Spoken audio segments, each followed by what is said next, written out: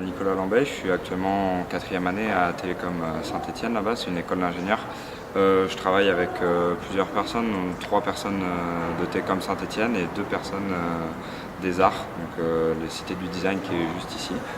Durant la semaine, là, on a conçu ResTube en fait. ResTube, qu'est-ce que c'est? C'est un restaurant ambulant. Et comme vous pouvez le savoir, il y a des AMAP qui sont déjà installés un petit peu partout dans Saint-Étienne.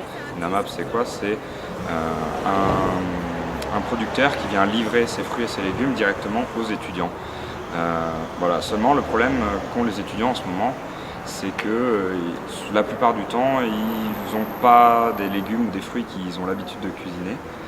Et du coup, ils se retrouvent à ce que ces légumes pourrissent parce qu'ils ne savent pas quoi en faire.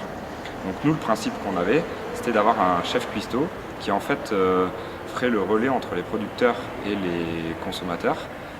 Donc qui irait chercher les paniers, qui les cuisinerait devant les étudiants. Donc là, le but, c'est que le cuistot se filme en fait en train de préparer sa recette et que ça se diffuse sur internet en streaming. Comme ça, les étudiants peuvent reprendre la vidéo quand ils sont chez eux.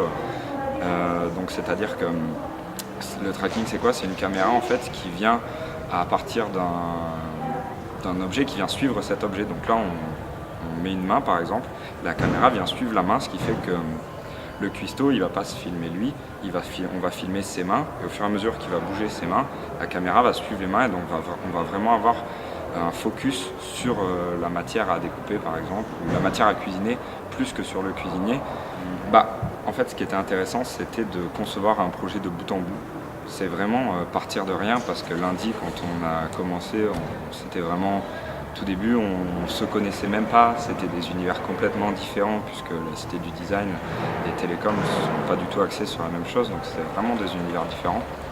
Et ça a été super intéressant de collaborer avec eux, en fait, de voir la vision des choses qu'ils avaient, la vision que nous on avait, de mettre un petit peu tout ça ensemble et voilà, de faire un melting pot de tout ça et d'arriver au final à créer quelque chose de concret, un prototype de quelque chose qui pourra se créer plus tard.